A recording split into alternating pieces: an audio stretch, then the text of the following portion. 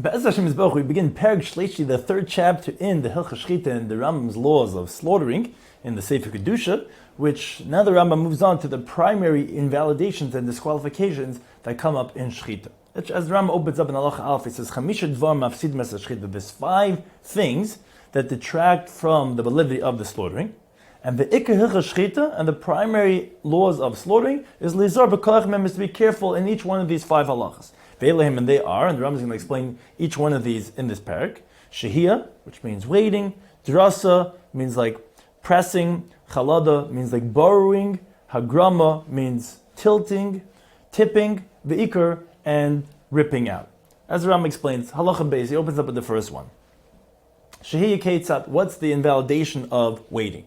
So Rambam explains. If someone started slaughtering v'higbia yadai kodim shigmar shchita, and he lifted up his hand before he finished the slaughtering, b'shah, and he waited. Bein b'shagi, whether it's by mistake, bein b'meizer, whether deliberately, bein b'inus, whether circumstances beyond his control. But v'chazahu oy acher, and then he or someone else went and v'gamas hashchita, and he concluded the slaughtering. Imshah kadeshik bias behema, if he delayed the amount of time that it takes to lift up the animal, v'yabritena, and then to lay it down, the yishchet and the slaughter. Psula, that's an invalid slaughtering. If he waited less than that amount of time, then then the slaughtering is going to be valid. That's what's known as shehiyah. Now, halacha gimel the Rambam further qualifies. It says it was small animal, small livestock. So the amount of its weighting to invalidate is kadeshik be behemedaka. The amount of time it takes to lift up a small animal, and then to lay it down, b'yishchet and slaughter. Now, if it was a gasa, it was large animals.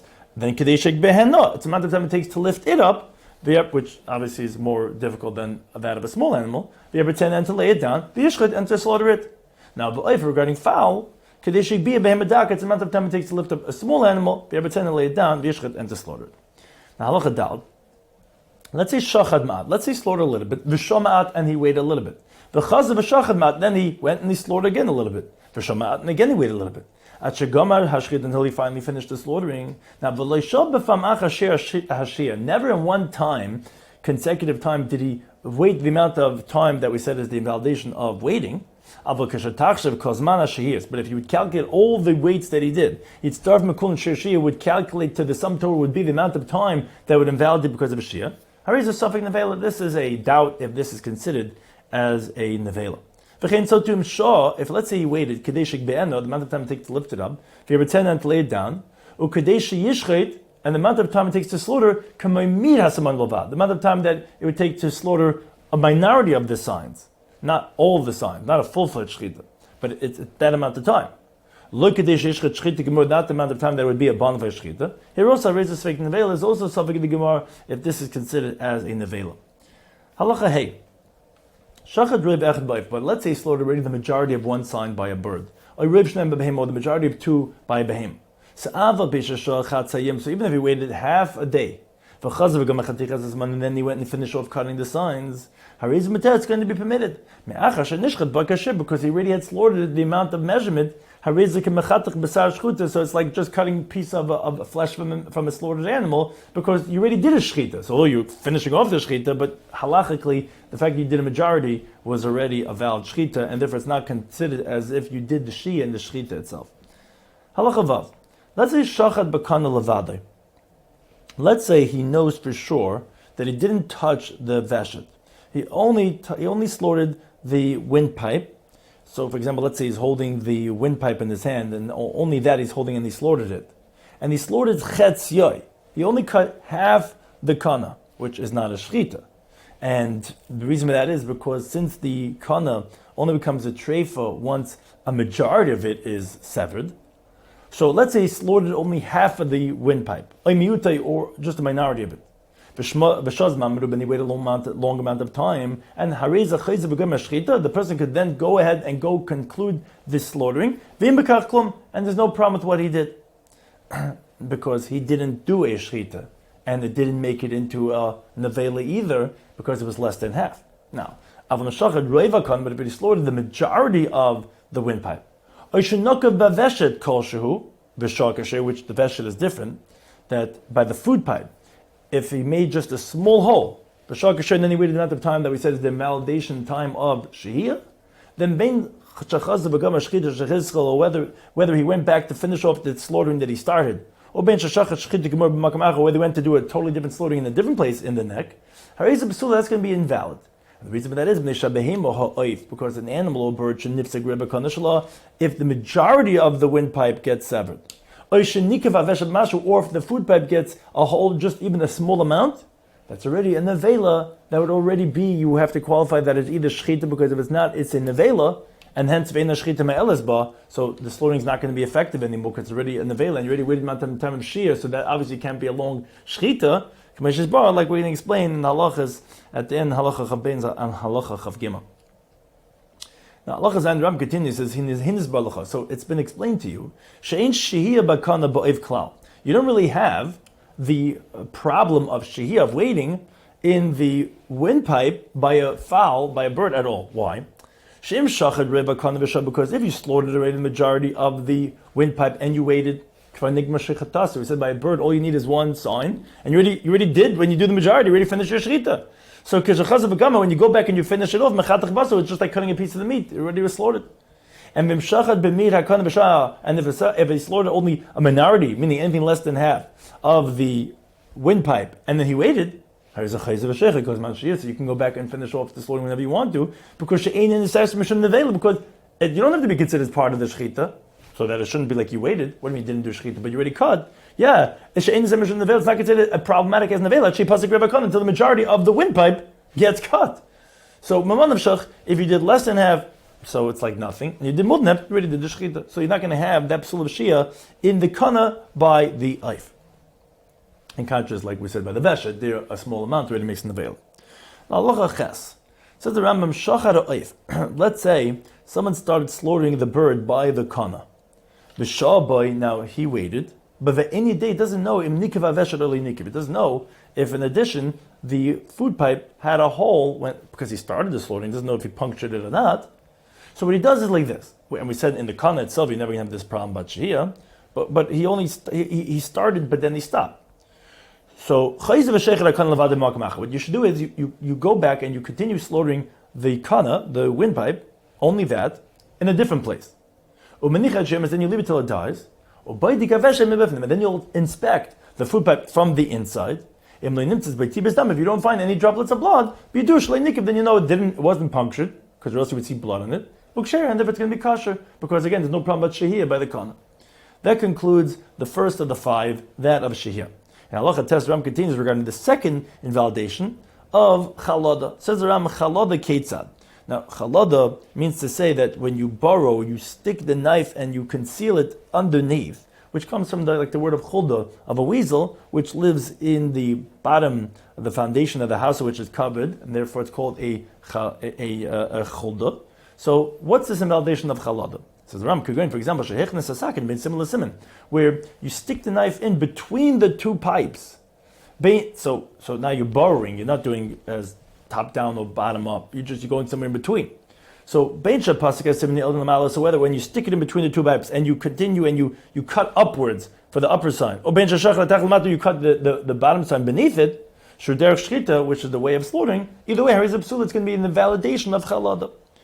Now halacha good. Let's say but let's say he sticks the knife beneath the skin of the animal, and he cuts the two signs in the normal way. It doesn't go between the pipes, but he went underneath the skin. Or he borrows the knife beneath tangled wool of the animal.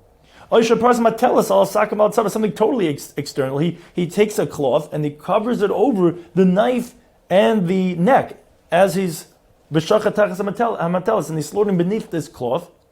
So since the knife is not uncovered, it's not revealed, this is a doubt if that's considered in the nevela of being considered for this problem about chalada, because ultimately it is borrowing under something.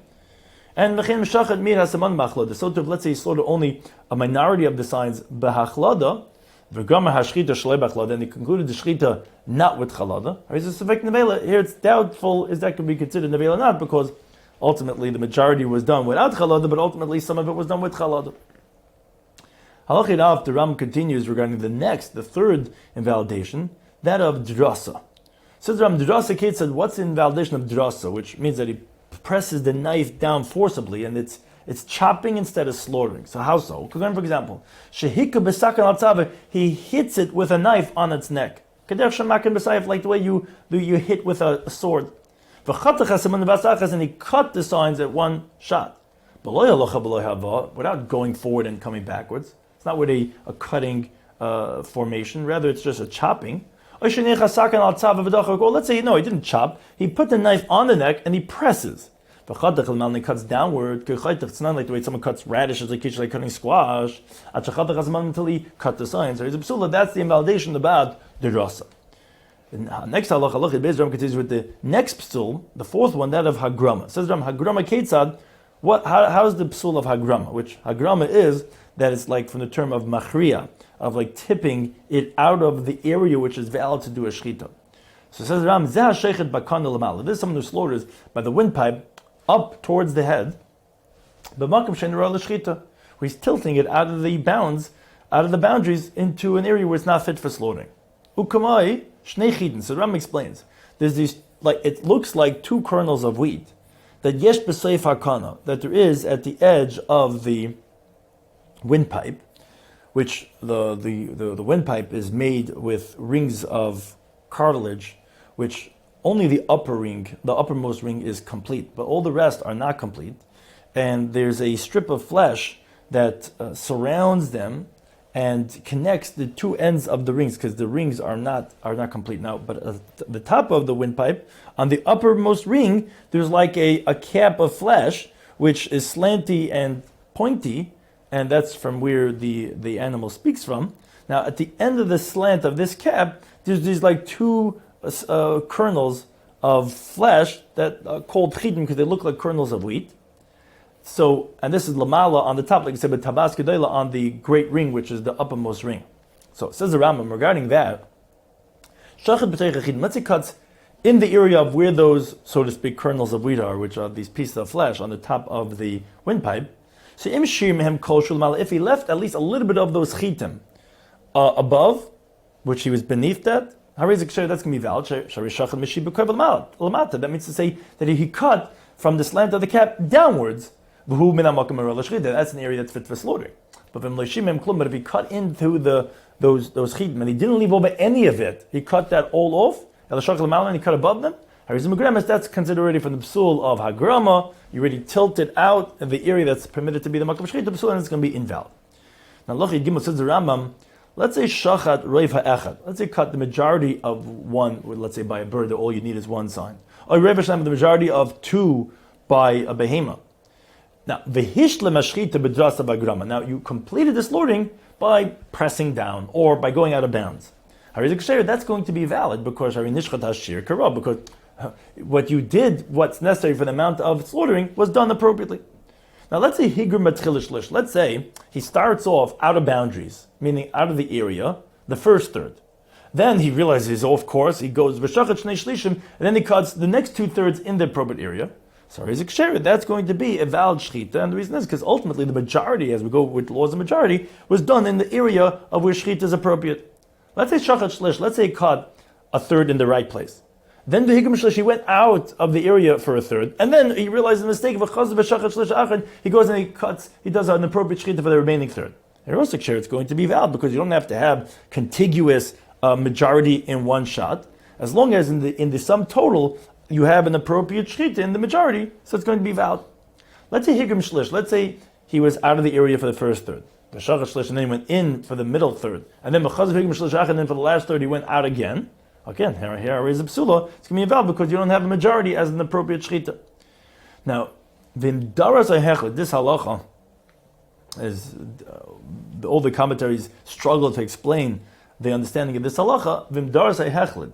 Now, if he pressed, or if he did chalad, or if he borrowed, bein b'shalosh harishin, whether in the first third, bein b'shalosh hamitzvah, whether in the middle third, here is a psula. This is going to be invalid, which is difficult to understand what the Rambam is referring to, but the Shach explains that this is actually tied to what the Rambam had previously been saying right now here in this halacha when he was discussing hagrama, which he said that if the first third was not properly slaughtered, Rather, there was someone did drasa or chalada, and the second third was hagrama, and then he did shechita on the third third, or in the middle third, which this is going on the halacha of if he's doing hagrama on the third, and he did 2/3 appropriate. So the Rambam saying that also that if the middle third was drasa or chalada, and that situation, then it's going to be possible. So if he said 2/3 kosher and 1/3 hagrama is going to be kosher, but if in the remaining 2/3, another third of that, whether it be the first third or the middle third, was additionally drasa chalada, so then that's going to be invalid. Halacha Yadal, the Rambam continues with the fifth invalidation of ikor ketzad. What's ikor, which means to rip out? So we're talking about where the gagaris, the throat, got displaced. I mean, the sides inside, either all or the majority, as Rambam says, v'yakona yavesha. It's either the windpipe or the food pipe. And one of them got displaced, or both of them. Before the conclusion of the shechita, it got ripped out without being just severed through the shechita. That's the invalidation of ikar. Now, but if, let's say, one of the signs, or at least the majority of it, was cut by the oif, then the second sign gets pulled out, gets displaced, well, shechita that's going to be a valid shechita, like we said, because you already shefted the amount that was necessary, and the fact that it got displaced after shechita is not going to invalidate the shechita. Let's say nishmat echmen, let's say one of them gets displaced, and then the second sign is slaughtered, so the slaughtering is going to be invalid, because since it was already nekar, it was already uprooted before the shechita, so although he shechted the other sign, and not that one, but it already had ikar. Now, let's say shachar ech mehem. Let's say slaughtered one of the signs, which is all you need. And then he finds that the second one is displaced. Now, you don't know, was it uprooted before or after? So, that's a suffix. If it's an avela, and obviously it would be forbidden to be eaten. Let's say you find actually the sign that was cut, you find that it's uprooted, you don't find it in its regular place, it's displaced from where it's connected in the animal. It's going to be valid. Why? Most definitely it got uprooted after the slaughtering. Why? It says because if it would have been uprooted before the shechita, it would be hanging, but you wouldn't be able to slaughter because you wouldn't have a good way of getting in. It would just fall down, and therefore it must have been the akira happened afterwards. Now, Allah says, Rambam, when did we say this? That you cannot say that if it was displaced that it would have been properly slaughtered, and therefore it must have happened afterwards. It's only if he wasn't holding on to the pipes when he was slaughtering. But if he was holding on to them and that's how he slaughtered, it's possible that it was slaughtered after it was uprooted because he was holding on to it. And therefore, if a person finds at a later point in time that he doesn't know if he held on to the samanim when he slaughtered or not, and he finds it displaced and slaughtered, or is a suffix nevela, so then that would be something nevela. Maybe he held on to it, and therefore maybe the ikra actually was before him. So that concludes those 5 different primary invalidations, halacha meish mesinas, regarding what is psul by that of the shechita. Now, in halacha Hilchos, the Rambam now gives the general halachic definition regarding this when we say what's not an appropriate shechita. It says, wherever we said by the slaughtering that's invalid, is a nevela. So obviously it was not a good shechita. So it's a dead animal, and it has the halachic status of nevela. So therefore, if you eat an olive-sized piece of that meat, like nevela, gets lashed of eating a nevela, which the Torah says he's not eating a nevela. And the reason is the only thing that excludes this animal, a dead animal, from being a nevela is only a valid shechita. Like Moshe Rabbeinu, on him the piece, it commanded it, like we explained in the beginning in Perek Aleph, halacha Aleph and Dal. Now, and then they doubt regarding the shechita. How are you suffering nevela? So that's a doubt on nevela. Someone eats from it. We give him the rabbinic lashes again, like anyone who violates a suffix there, right? So you don't give him biblical lashes, but we give him rabbinic lashes.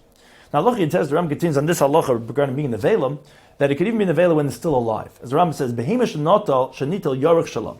There's an animal that its thigh was removed, and with the meat that's in the cavity was all removed. Until you're going to see that the animal is lacking when it's laying down. There's a nevela. The animal is a nevela. It's kamisha nechta chetzi. It's like half the animal was cut off. V'nechakol shnei gufa, and it's like it's split into 2 different bodies. And then v'ena shechita melzba. So although it's still alive and you can do a shechita, shechita's not going to help. It's already in the nevela. So too, if let's say the backbone of the animal broke, with the majority of the flesh that's with it, or was torn from the back, like the way they tear open fish. Or if the majority of the windpipe has been severed. Or if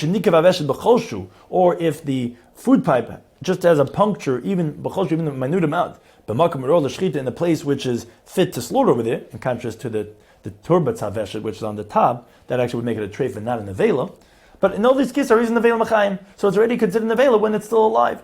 And but the slaughtering is not going to be effective to help it, to make it that you could eat it. And this is ve'echad be'ema ve'echad oif b'chad ramela, and this applies to animals and to fowl for all these halachas. Now halacha chaf, the Rambam continues on this halacha regarding puncture being perforated, both as it applies to the nekev, to the veshet, and to the kana. So there are two skins, meaning two membranes, that there is for the food pipe. Hachitz and odom, the outermost is red, and the inner one is white. Now, if only one of them gets a whole ksher, it's kosher because obviously it's still protected, it's still not considered as a moral defect. Now, but if let's say both of them have a hole, even a minute amount, in a place where, in that area along the neck, which is fit to do the shechitah, there is an avela, that makes the animal into an avela. Now, whether you did the slaughtering in the area where the hole is, whether you slaughtered some other area, it doesn't make a difference. Again, it's an avela, in the shechitah melzba, the slaughtering is not going to be effective.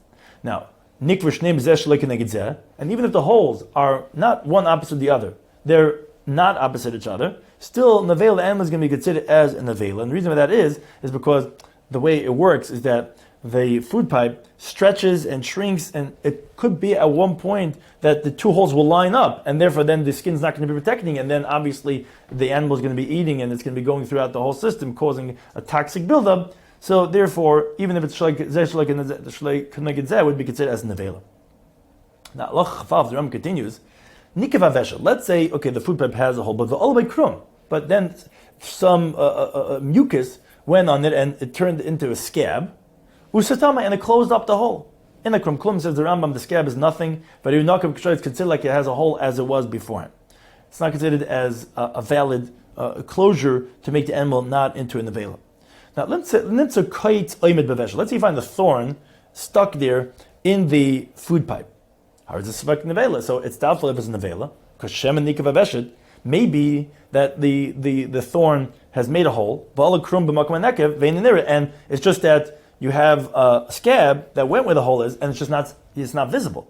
Now, that's if it's in the width. Let's say you find the thorn in the length of the food pipe, it's not stuck into the actual food pipe itself, then we're not concerned. The reason is because most of the desert animals, they always eat thorns and it's not a problem. And therefore, if you see it lengthwise, we don't have to be concerned that it became an avela. Halacha beis. Veshet, this food pipe, there's no inspection to check it from the outside, because like we said, the outermost membrane is red. And then you won't be able to tell if there's a hole to check if there's a drop of blood, because it's red. Only from the inside, where the inner one is white, like we said. So how do you do this? You turn it inside out and you check. If you find a drop of blood, then you know that there was a hole, because like everything has blood running through it in any creature. And if it was punctured, the blood would be present, and then you know that it had a hole. Now, Loch of Gimel, the Rambam continues now regarding that of the gargeris, which is referring to the kana, to the windpipe. Shenifsek roiv chalala, if the majority of its cavity was cut. Now, as we mentioned before, the gargeris, the windpipe, is made from rings of cartilage. And all the rings, besides the uppermost ring, the uppermost ring is near that cap that we said that slants, that's on the top. The bone, the soft bone, the cartilage, does not surround the entire gargeris, the entire windpipe. And there is a strip of flesh that surrounds, that connects, that goes down, that connects the rings to itself, because it doesn't go all the way around. Now, that strip is near the backbone, and the cartilage itself is close to the skin. Now, it comes out that the windpipe is thick on the top, where it's near the skin, and it's thin on the other side. Again, because we said there's only skin over there on one side, and the rings, which are the cartilage, are basically on the other side.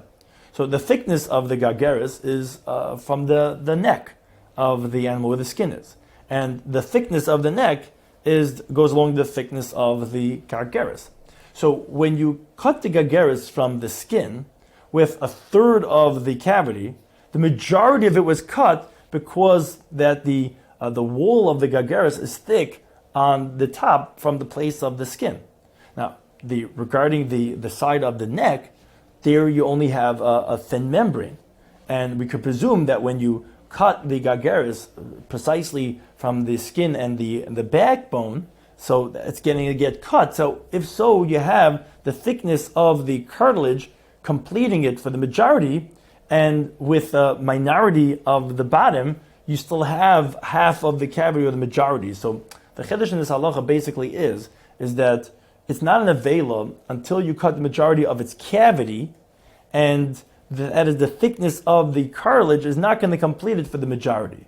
It depends on the halala and not on the actual cutting of the entity itself. And so if the majority of the cavity was cut, in the place which is fit to be slaughtered, again, here regarding the windpipe in contrast to the food pipe, only then would Hariz Nevela would have become a Nevela, which the Ram actually wrote this halach already many times already that becomes Nevela. Again, here the primary thing he's come to tell you how much is the measurement of being cut, which we said it's the majority of the cavity and not the majority of the thickness, as we explained regarding the anatomy of the actual windpipe of the animal. And so too if it got a hole the size of an Isser Italki, which is a certain type of coin. Now let's say nikva nekavim ketam. Let's say it didn't have one big hole like an Isser, but it had small little holes. Im nekavim she'im mechasaron. So if it's holes that are not missing anything from the actual windpipe, so him and start from the ruba. So that combines for the halacha of nifsak, which is the majority of the cavity. So the small little holes, if they combine to be a majority, will invalidate. Now, vim nekavim she'im mechasaron. But if there are holes that there's pieces missing, well, then it's starting the case, and then they combine for the other halacha of if it has a hole, it's perforated, that is the size of the Isser Italki. And so too, let's say if there's a strip of the along the length of the windpipe is taken in this chesaron, here also mitzvah it's going to combine like Isser for the share of the Isser. Now, regarding fowl, where you cannot say the share is going to be Isser because the whole gargeris itself is not the size of an Isser, there is the following measurement. Kol she'ilam a couple ritzua, if you would fold over this ritzua, this strip, or the other case, if it's the holes that there's missing from the actual windpipe, you would put on the opening of the windpipe. If it would cover the majority, then the vela, that's a large amount, that would make it in the vela. If not, then kasher it's going to be kasher. Halach of Daled. Nikva hagageres, if let's say there's a hole in the windpipe, Nekiv mefulish mishneh tzadeh, a hole through and through from the two sides. Kadesh yikonis isalurach, but that you could fit in this coin along its thickness, not along its length, but along its width, then the veil is going to be the veil. Now, nistikol arka, let's say, so that's if the hole is along the width of the gargeris, and we said that then we measure according how much, if the thickness of the Isser could fit in. But let's say it got a hole, it was cut along the length of the windpipe, which that's less severe. And the reason for that is because if it gets cut along its width, so from the fact that the lungs pull downwards and the neck pulls upwards, so it actually would make it get more detached and it's never really going to heal. But if it gets cut along its length, actually to the contrary, the more the neck, the more it stretches, the more it's actually going to be connecting them, and therefore it's actually going to heal. So therefore, so even if it's not left over in the place which is fit to be slaughtered, you just left a little bit from the area which is fit for shechitah, just a little on the top, a little on the bottom, that's going to be kosher, it's not going to make the animal into a nevel. Again, regarding the windpipe that was punctured. You don't know when it developed a hole. Was it before it was slaughtered, after it was slaughtered? So what you do is, what you do is, after it's slaughtered, you have it now, you make a hole in it somewhere else. And you compare the holes. If it's similar, then it's going to be permitted because you know what happened after the Shechitah. And if it looks dissimilar, then you have to suspect it was before the Shechitah. And it says around, we only compare the holes from a big ring to another big ring, that is of the primary cartilage rings, from a small one to a small one.